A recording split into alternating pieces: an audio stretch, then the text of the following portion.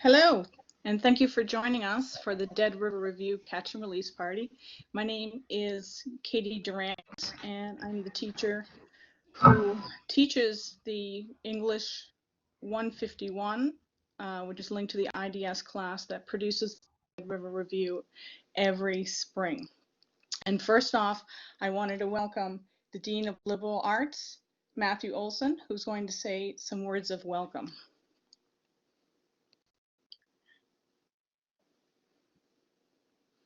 Thank you, Katie.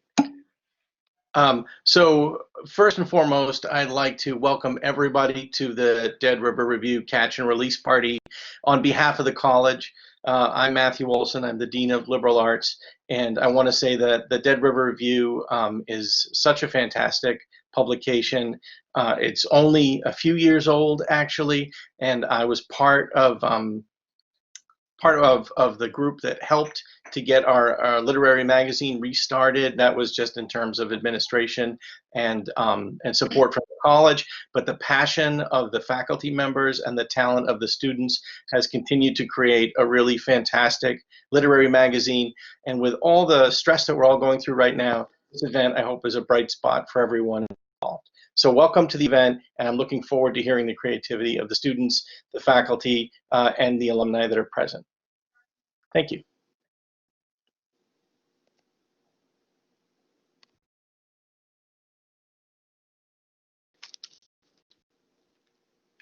Thank you very much to our Dean for introducing us and those kind words. I'd like to introduce our first reader today, and her name is Hannah Dene, and she'll be reading poetry. Hi everyone.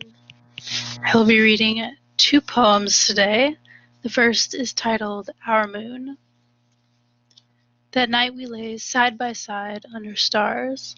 Fantastic fireflies sing their chirping hymns. We talk of all the old times and old scars, wrapped with lush green grasses round our limbs. Among the rolling hills there were white phlox. Vines twist around tall oaks like a gilt gown. Between my fingers I twirled her locks, dark and beautiful, flowing from her crown. Quite soon night will end and the sun will rise, clear, cloudless skies full of mystic shimmers. Moonlight sparkles in the depths of her eyes. Our minds will recall intertwined fingers. Come nightfall, I will be at your fine door, for it is only your love that I long for. So the next poem, thank you.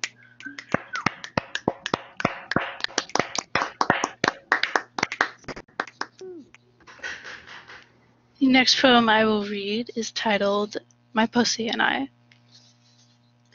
I spend so many countless hours with you, as you are my greatest companion, especially in these days of loneliness, where we are locked behind closed doors. It is just you and I. I will never grow tired of you, you and your comforting presence. Others envy such a bond, calling it unrefined, even vulgar, though we still remain side by side, as always. My 5 short fingers and thin wrists stroke you. This touch, it bears a strong similarity to one I felt before. It's a touch I felt countless times prior. I know of it. It is to you, my portly, short-haired tabby, that I will fall to during these times of hardship. Thus, we will be the best of friends, to fight the endless boredom of our isolation. To this, we will bond. Thank you. Yeah.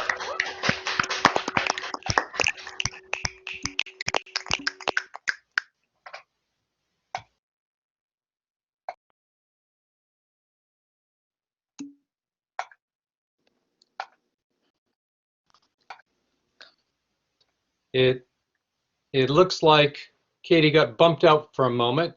So our next reader, thank you, Hannah. And our next reader is Mackenzie Cartier. Mackenzie.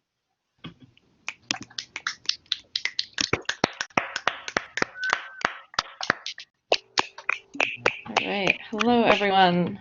So I have a short poem today, and it kind of blends my two favorite things, which is poetry and horror. And it's called The Mirror. The woman with no face is stalking you. She is waiting for you to make one mistake. The man with no face is stalking you. He is waiting to devour the first living soul. The woman with no face is waiting for a meal. Patiently she watches. Hands turn to claws. The man with no face follows you through your mirror, mocking your ignorance. The woman with no face has razor-sharp teeth. She is waiting for you, for her stomach cries. The man with no face is watching you, stomach empty and eyes inhuman. The woman with no face is no longer trapped in the mirror, breaks free and kills you. Okay, thank you.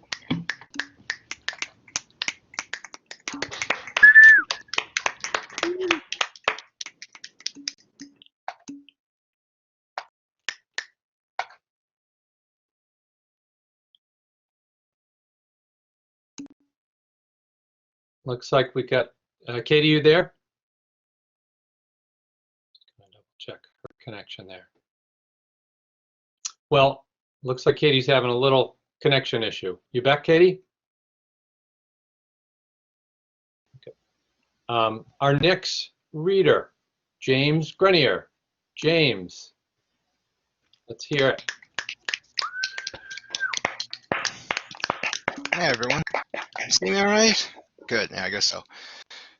Welcome to Life with Collaborate. Hey, I really appreciate being part of this. I wrote this story obviously a couple of weeks ago when this all started. So with an attempt to do something positive with it, right? So that's what it's offered in, and I appreciate getting the chance to work with you a little bit. This one's called Love in the Time of Social Distancing. Hey Jesse, come have a brew. Rodney held up a bottle, spilling its amber liquid in his drunken carelessness. This was typical. No thanks, I'm good, Jesse said. Jesse was out for his lunchtime walk, a daily escape from his tiny apartment and remote customer service gig. It was a crappy job that paid next to nothing. This was a common complaint in his head. Right now, though, he was grateful to have work he could do remotely. A lot of his friends didn't. Rodney, his downstairs neighbor, was sitting in one of the weather-beaten Adirondack chairs on the apartment building's common space patio, nursing a bottle of beer. A Corona, Jesse noted. Rodney had chosen that brand on purpose just for the name. As a retired firefighter, Rodney spent most of his time on the patio, under the single maple tree in the postage-stamped front yard. Beer in hand, Jesse couldn't blame him. These were tough times for everyone. Don't get sick, he said. Rodney raised his beer in mock salute before downing it. Jesse started walking. The city was a ghost town. He imagined tumbleweeds rolling down the cracked asphalt on his street. It had been a typical New England winter, cold, bleak, and snowy, and frost heaves had returned, finding new places to take residence between the black and gray patchwork of years past. It was sunny today, if still cold, but Jesse was enjoying it. He zipped his light down jacket as high as it would go and shuffled off down the sidewalk. A few of last autumn's brown leaves ran toward him playfully. He kicked at them as they passed. A few blocks later, he was in his favorite cafe, the Brew Room, a popular spot in this part of the town. It was now dark and empty. The comfortable brown chairs and matching tables looked lonely, the once formerly busy counter now silent and still. Jesse had spent many an hour here nursing a cup of coffee while pretending to write his novel and occasionally flirting with Paula, the barista. Paula was taking classes at the municipal college in order to become an EMT. The campus had been closed for the last month. All their courses moved online. Jesse wondered how exactly you could learn to do first aid or CPR on a computer, but assumed the professors had worked something out. Secretly, he hoped he'd never need emergency care for people who had learned from an AI program. A thought flitted across his mind. Maybe he should text Paula. She'd given her number to him, but he'd never followed through. Scrunched his face up. What would she say? Or what would he say, rather? Hey, do you want to not get together? She might find that amusing and talk with him for a while, or she might think he was a dumbass for not texting before this when they could have met up easily. Why hadn't he texted her? Honestly, didn't know. Fear? No. He'd never been afraid to contact a potential romantic partner before. No, it was simple procrastination. He'd act as if he had all the time in the world. He thought about Rodney, 40 years his senior, wounded, crass, used up, and alone. Would he end up like that too? Why am I such a dumbass? He asked aloud. But the cafe had no answers. It just sat there, forgotten and forlorn. Stupid virus, he said. He walked for another 20 minutes, haunted by thoughts of coffee and lost opportunities. When he got back to his apartment building, Rodney's weathered chair was empty. The tree's long, skeletal arms threw thin shadows across the patio. Jesse took out his phone and looked up Paula's number. He stared at it. Then he began to type. Hey, it's me. How are you? Thanks.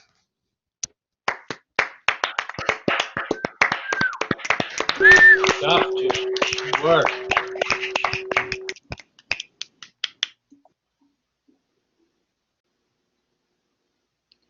Thank you very much, James. We're looking now for Declan O'Connor. Declan. Declan! Good, Declan! Get up.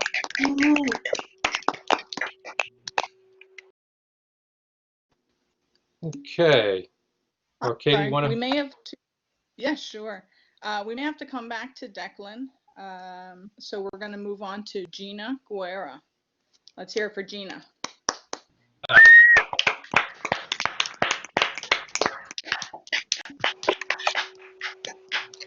All right, hi. I'm going to be reading a short fiction titled Fire. Ours is a society that depends on fire, and yet it terrifies me. It's in our cars' combustion engines, it's in our gas stoves, it's the main attraction at our homecoming bonfire.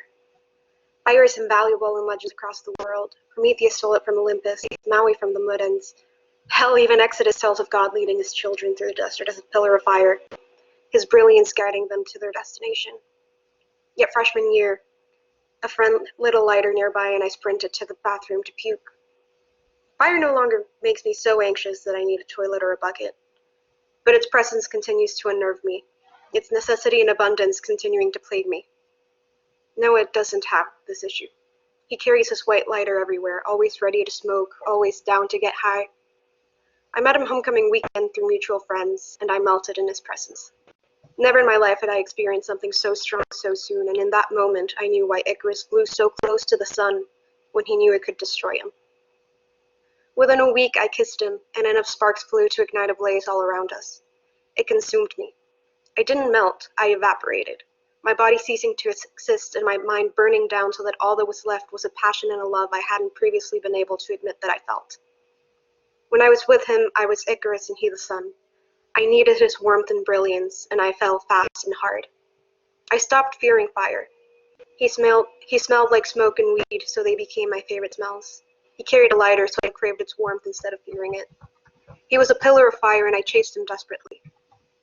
Yet when it came time to introduce me to his brothers, his best friends, our own mutual friends, I was his friend, or someone who was cool to hang out with. I wasn't his girlfriend. His girl. His. I was no longer evaporating. I became condensation. I went from a cloud to a violent storm, from flying high as heaven to crashing into the rocks and sea below me. I told myself that labels didn't matter, that my feelings were mutual, that I didn't need to be his to be his. But you can't crash down to earth and expect to stay whole. I wasn't his, so he wasn't mine. He talked about being exclusive with me, and I excitedly told him I wanted to be. But he still couldn't claim me in front of others, which I took as a sign of him wanting to be exclusive, just not now. The next day I was with Ben. I was burnt and he was aloe. I didn't need him, but he brought me comfort. He didn't consume my existence, he healed my pain. I didn't love him, but he was who I wanted to be with at that moment. Noah went supernova. He punched a tree until his knuckles bled. He yelled to express his pain to anyone but me, and then abruptly, he stopped. He became a black hole, consumed within himself, refusing any light to escape from his dark depths. He was done with me, and it didn't quite click at first what this meant. Throughout our relationship, I thought I was the candle, and he was the flame, that I was Icarus and he was the sun. It wasn't until after I lost him that I realized that I was the fire I feared so much. I was an ancient piece of parchment, beautifully illustrated and textured to the touch, and so clearly previously hurt. Bennett an oak, solid and strong, and you can't help but wonder what he's weathered, what he's been through, but you can never tell from his appearance.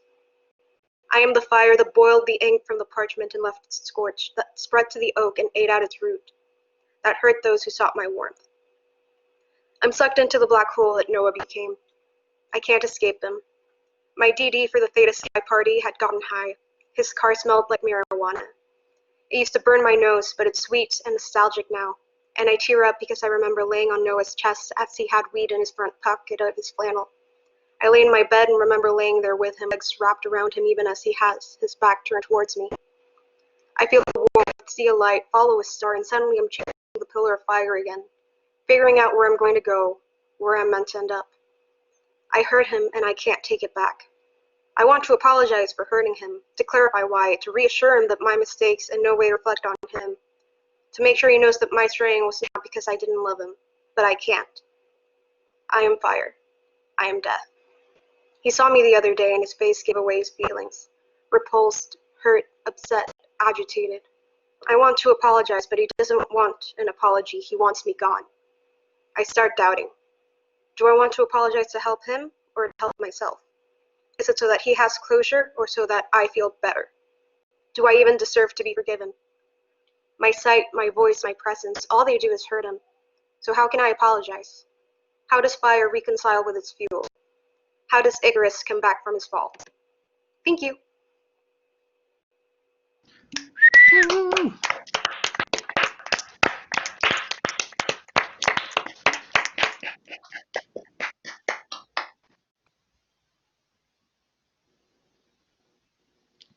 Thank you so much, Gina. That was great. We're going to move on to listen to some of the editors who have worked with me this semester and have made me very proud to be the chief editor of the Dead River Review. So first I'm going to introduce Erica Joy Jepson.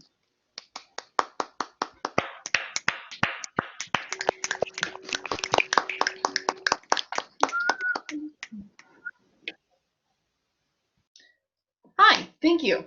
So the story that I have today is actually one that I told when camping with a friend many years ago, and I never wrote it down until today, so I hope you enjoy it. It's a parody, if you will, of the Three Bears. So once upon a time, there were three bears.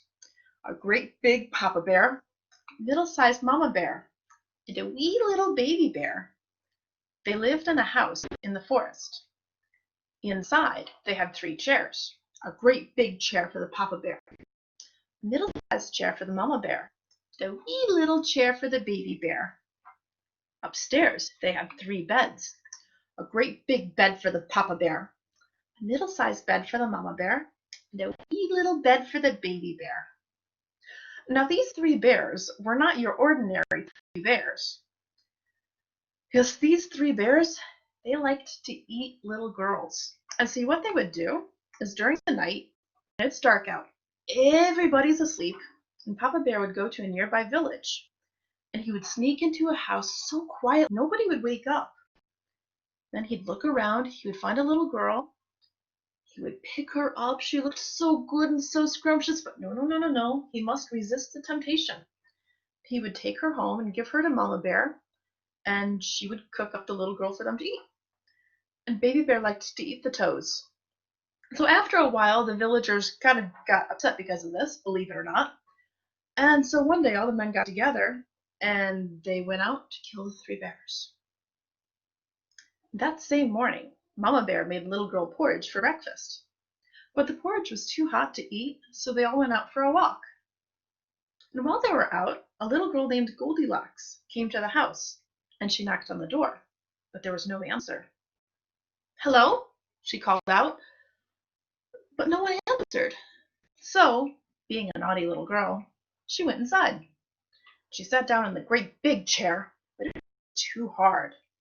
The middle-sized chair was too soft. The wee little chair was just right, but it broke when she sat in it. Then she looked at the bowls, and the porridge from the great big bowl was too hot. The porridge from the middle-sized bowl was cold, but the porridge from the wee little bowl was just right. But she got a toenail stuck between her teeth, so she did not eat it. Then she went upstairs, and she sat down in the great big bed, but it was too hard. The middle-sized bed was too soft, but the wee little bed was just right, so she fell asleep right away. And just then, the three bears came home, and they knew someone was there. "Humph," said the Papa Bear in his great big voice. "Someone's been sitting in my chair." "Sakes," said the Mama Bear in her middle-sized voice. "Somebody's been sitting in my chair." "Oh dear," said the wee little baby bear in his wee little voice. "Somebody's been sitting in my chair and broke it to bits." Then they looked at their bowls. "Humph," said the Papa Bear in his great big voice. "Someone's been eating my porridge." "Land's sakes," said the Mama Bear in her middle-sized voice. "Someone's been eating my porridge." "Oh dear," said the wee little baby bear in his wee little voice. "Someone's been eating my porridge and spit out a toenail." Then the three bears went upstairs with a thump, thump, thump, trot, trot, trot, and skippity, skip, skip. That was the wee little baby bear. "Humph," said the Papa Bear in his great big voice. "Someone has been sitting in my bed." "Land's sakes," said the Mama Bear in her middle-sized voice. "Someone has been in my bed." "Ooh," said the wee little baby bear in his wee little voice. "Someone's been in my bed, and here she is right now." Just then, Goldilocks woke up and saw the three bears. She screamed and ran out the window, but the three bears were right after her. They were all running and running as fast as they can, and Goldilocks ran around the bend and past the men from the nearby village. The three bears didn't know the men were there, so they followed, and they got attacked and killed by the men of the village. Then the men cut the bears open, and all their daughters jumped out, saying, "Daddy, Daddy!" And they ran to their fathers. But they did not run very fast because they did not have any toes. But they got those back from the wee little baby bear and took them home. And they all lived happily ever after. The end.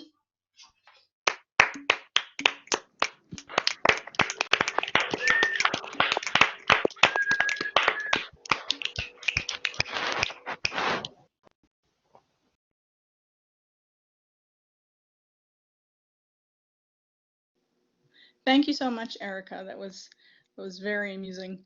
I want to circle back and see if Declan O'Connor is ready. Declan, are you there? Yes. Excellent. All right. Sorry, guys.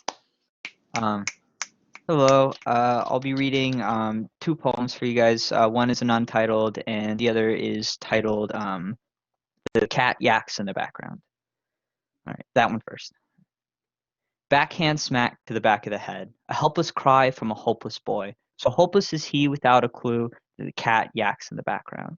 So hopeless is he to stare at the sun when he feels gaping in all his bones. Raging for the sun to boil his marrow, he looks for the cat in the background. The cat does not care about him. Food eaten twice, thrice, it does not count. On the boy to tell him when to come home. The cat must take care of itself. The boy walks in the door, late. Takes his shoes off by the door neatly. Only a pinched ear and a snack to his bottom. The cat yaks in the background. He stares transfixed by the pulse convulsions. The cat eats its food twice, maybe thrice? Maybe we should get that checked out. Turn heel, run, shove the door closed. The boy has changed. Yes, he has. He's in the back seat, carrier and lap. Pills rattle to the pothole drive headed home, and the cat purrs in the background.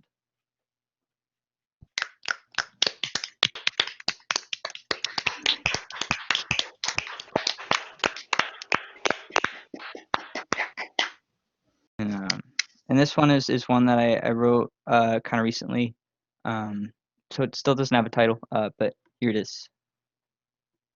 When I die, make my tombstone out of bronze. Make it tall enough to rest against, and place it at the top of a hill, right next to someone else. I don't care who. Someone I do not know. Let it be a person who kicked and stretched on the way out, even if it was from inside their own head. Plant flowers between our plots, so that we may create something together. Make them bulbs, so they will freeze and thaw with our bodies. If our family comes to visit, let them be careless with their crumbs. And when nighttime comes, dim the lights, so that we may see the stars.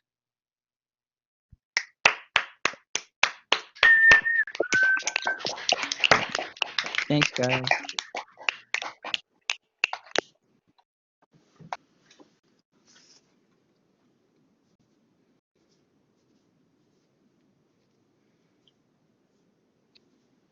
Okay, thank you so much, Declan. That was great.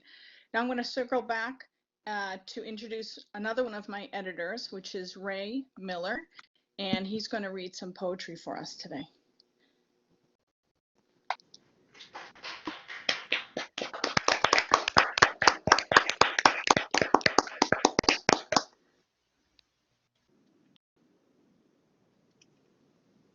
Ray, are you with us? I'm my video is loading. I don't know. I'm gonna try.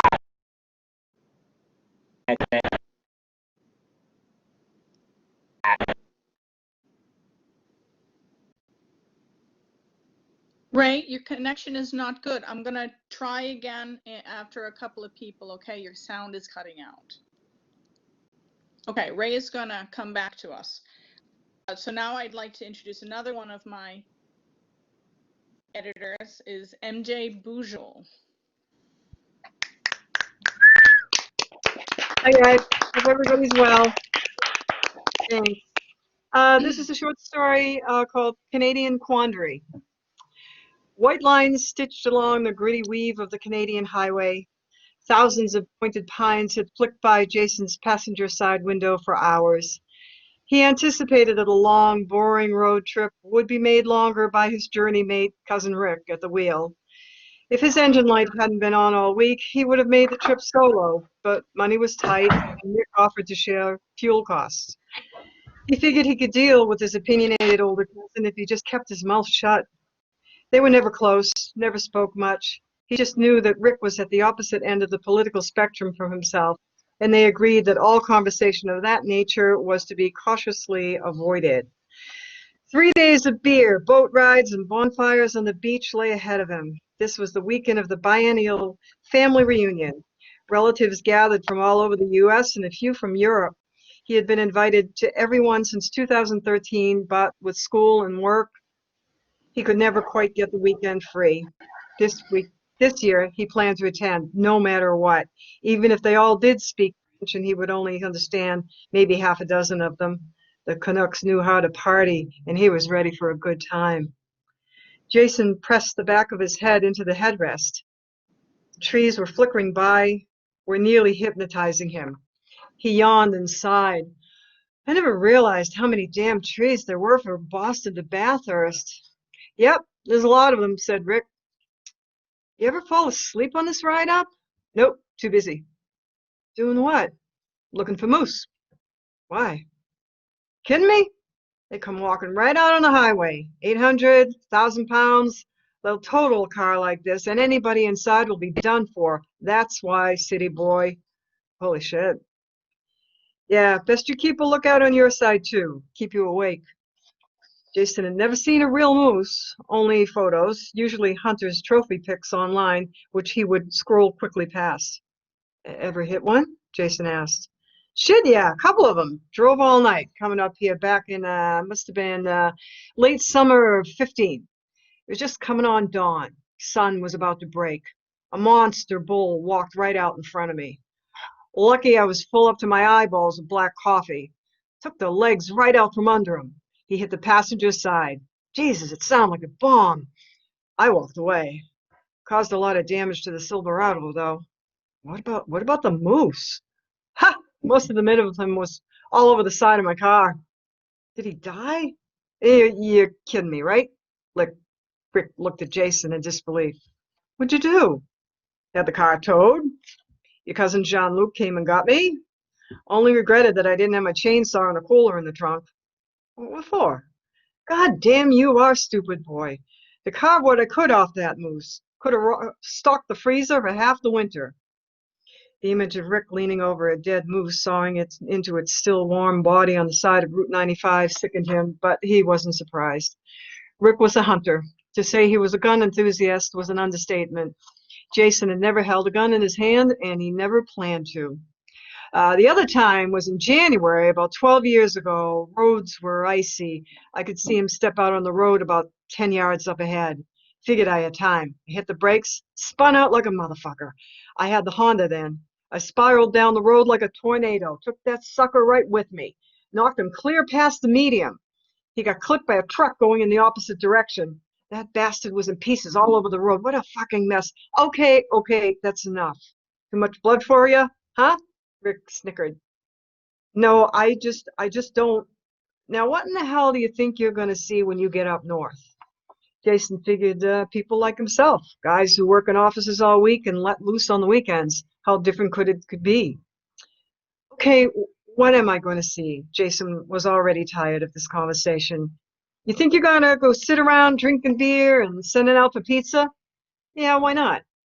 Rick was smirking and nodding his head. Jason shifted in his seat and looked at Rick, who was now slowly saying, "Oh my God," under his breath.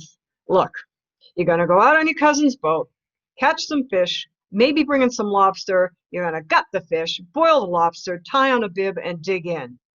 I don't. Many times Jason had considered buying all the lobsters in the tank at Market Basket and releasing them back to the sea. Then, if the weather holds out, Andre will probably stick some camouflage on you and have you tag along to hunt some jumpers, if you're lucky. Relax. Going to be a great weekend. Look, I don't believe in this. I mean, everybody has the right to their own belief. Believe in? Believe in what? Eating what God gave you? Your whole family's hunters, fishermen, been catching and shooting since our name began. Don't be saying I don't believe when you get up there. You just do what everybody else does. You hear me? This is Canada, boy, not downtown crossing. A Jeep Wrangler passed in the slow lane, filled with three men that looked like they needed a shave and a good night's sleep. Its black eyes vacant, her life surrendered for the thrill of sport. A golden doe lay bound to the roof with ratchet straps, her mouth oozing her very last drops of blood. Jason squeezed his eyes shut and looked away. He began to consider that he may have made a mistake. His fierce opposition to animal cruelty had caused him to turn vegan at 18. Yeah, at Downtown Crossing, nobody thought twice if he asked for a vegetarian menu at the Black Seed Grill. Now, instead of a good time, a dilemma awaited him in Bathurst. How was he to know that his family members were his moral enemies? Not just Rick, but the whole lot of them. See that right there? Rick pointed to the doe, making my mouth water. Hey, look, we got about another 5 hours before we reach Bathurst. You want to stop for a bite? There's an Outback up ahead. Get you a nice bloody sirloin. Turn you right around. Maybe even put some hair on that pasty chest of yours. Rich searched his jacket for a cigarette. Yeah, you seen my lighter? Jason slid down in his seat, released a long, defeated sigh, and watched the white lines recede in the rearview mirror. Thank you. Yeah. Nice. Thanks.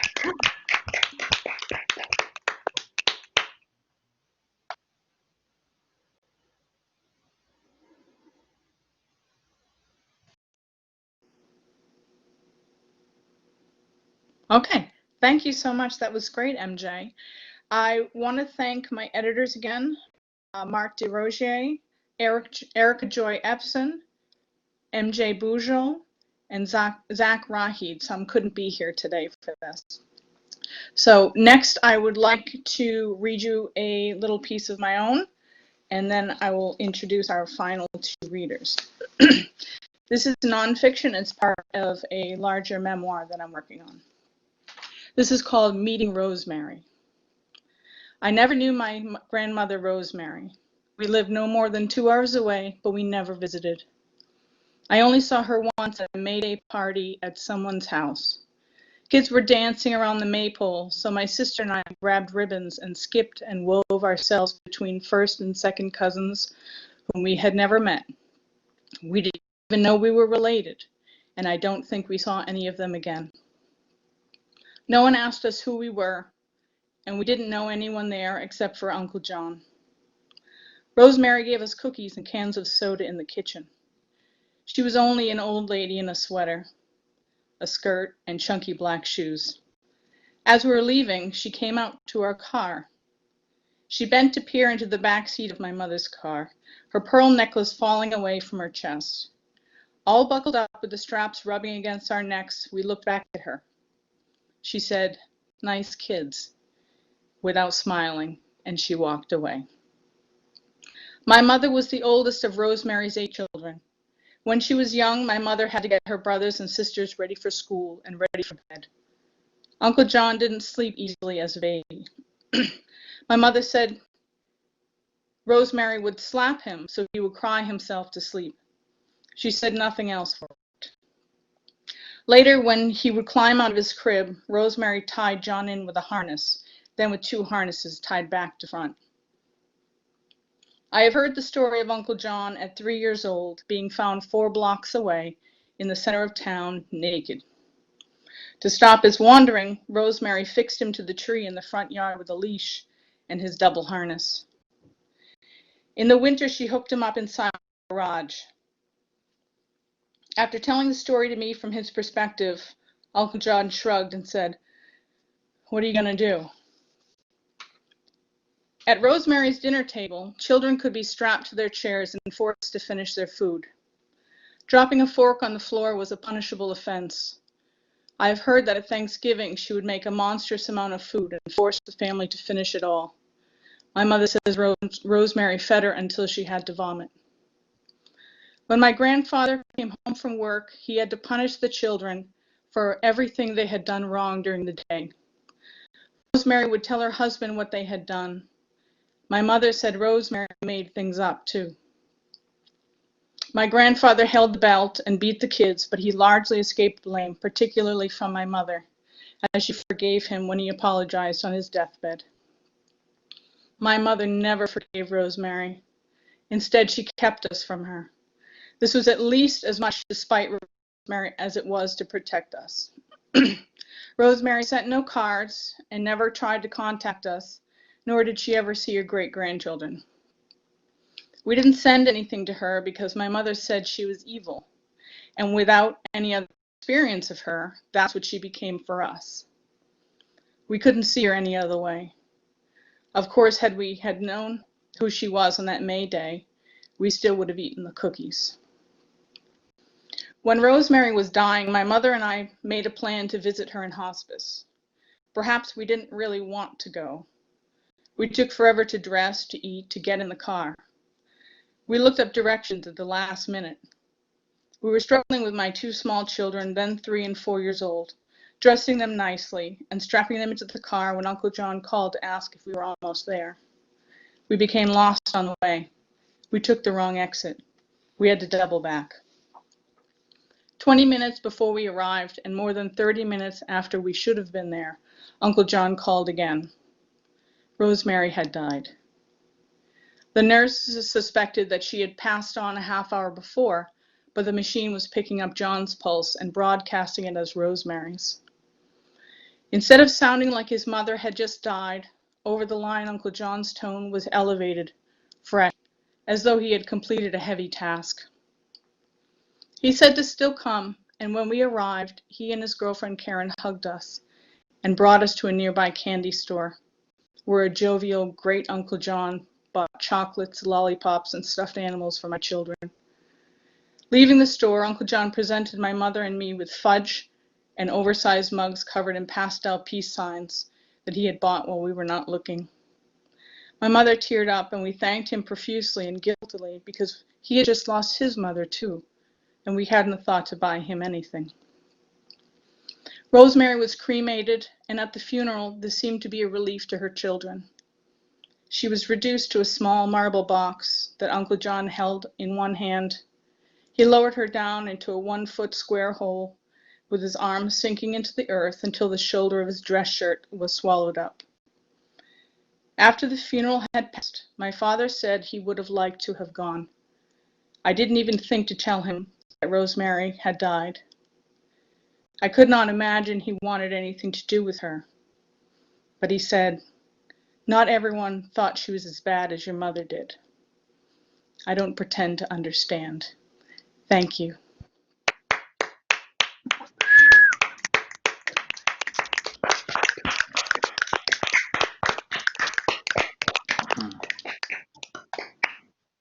Thank you again. So next, I have the pleasure of introducing Jonathan Bennett, who's going to grace us with a poem in translation. Welcome, Jonathan. Thank you. Get the video working here. So I'm going to start with Dead River Review is named after the patron saint Thoreau, and is taken specifically from this journey he took in 1839 with his brother up the river from Concord, Massachusetts to Concord, New Hampshire. So I'm going to read a little passage from Saturday first, and then I'll read that translation. Shad are still taken in the basin of Concord River at Lowell, where they are said to be a month earlier than the Merrimack shad, on account of the warmth of the water, still patiently, almost pathetically, with instinct not to be discouraged, not to be reasoned with, revisiting their old haunts, as if their stern fates would relent, and still met by the corporation with its dam. Poor shad, where is thy redress? When nature gave thee instinct, gave she thee the heart to bear fate? Still wandering the sea in thy scaly armor to inquire humbly at the mouths of rivers if man has perchance left them free for thee to enter. By countless shoals, loitering uncertain meanwhile, merely stemming the tide there, in danger from sea foes in spite of thy bright armor, awaiting new instructions until the water itself, tell thee if it be so or not. Thus by whole migrating nations, full of instinct, which is thy faith, in this backward spring turned adrift, and perchance knowest not where men do dwell, where there are not factories in these days, armed with no sword, no electric shock, but mere shad, armed only with innocence and a just cause, with tender dumb mouth only forward, and scales easy to be detached. I, for one, am with thee.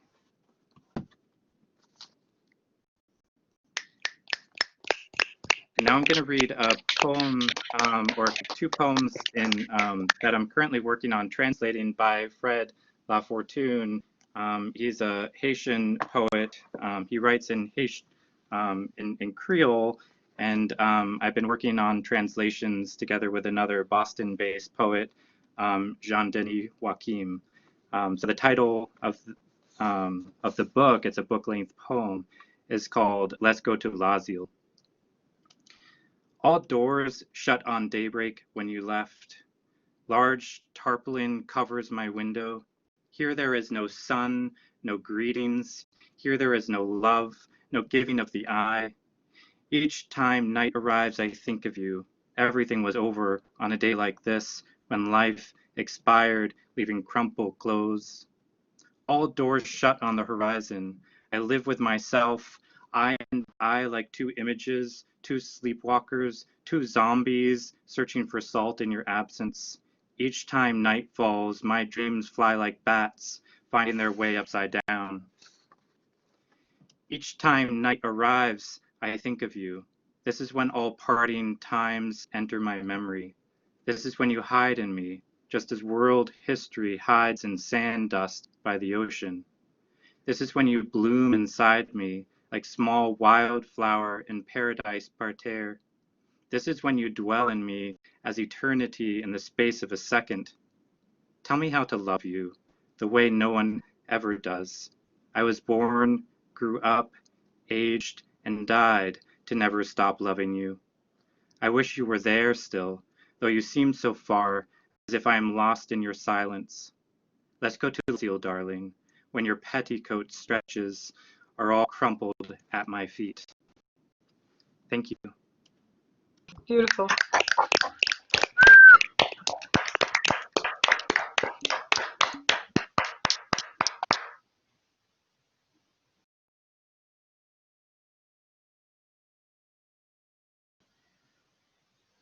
Well, thank you so much for joining us today, Jonathan. And the last reader that I have today is our wonderful Tom Laughlin. Let's hear it for Tom Laughlin.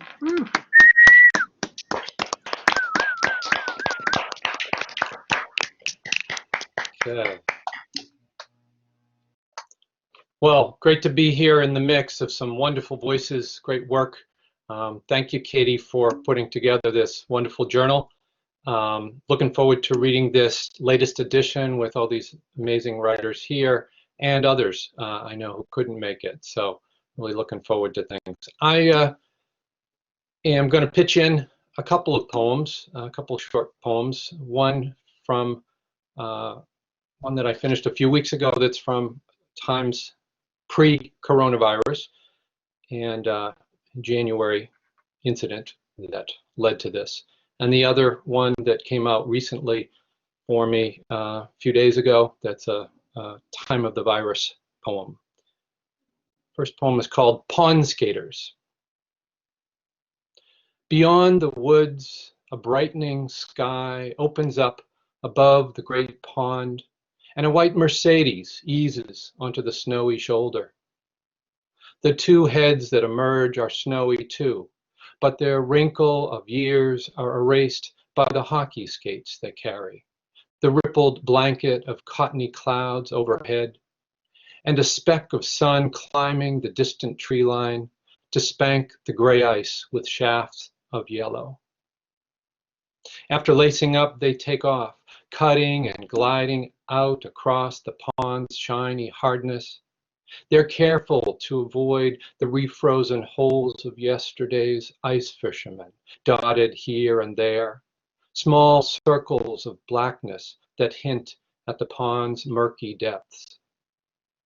Long gone are their battered hockey sticks, hand-me-down leather skates, wooden pucks made in shop class, and leaky boots for long walks home, alone in the dark.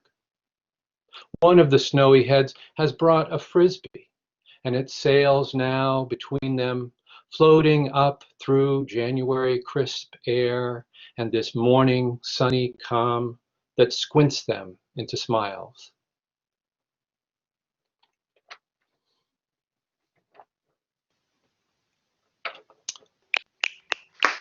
Beautiful.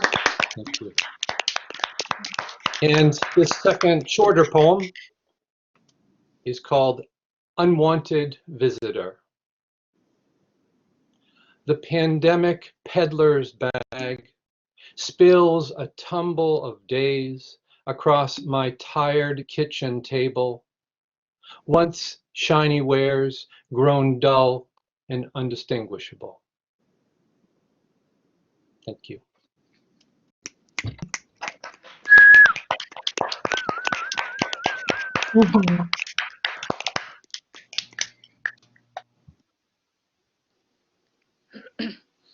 Thank you so much, Tom, for joining us, and thank you so much for your help today. I wanted to thank the audience for coming, and I wanted to thank the readers for sharing, and I wanted to thank my editors for all of the really hard work. We were really understaffed this semester, and everyone put in their best, and we pulled it all off. And I also want to thank the creative writing department for their support. It's very important. And I hope to see some of these wonderful readers in my class in the spring semester to help us pull this off for another year. Thank you so much.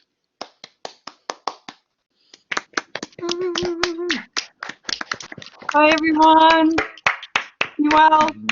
Great Hi. job, Katie. Good job, everyone. Love it. Good job, Tom. Thank Good you. job to everyone. Love Stay it. safe and healthy. Yes. Thank you, Katie. Thank you, Dead River. Thank you. This is kind of sad. Well,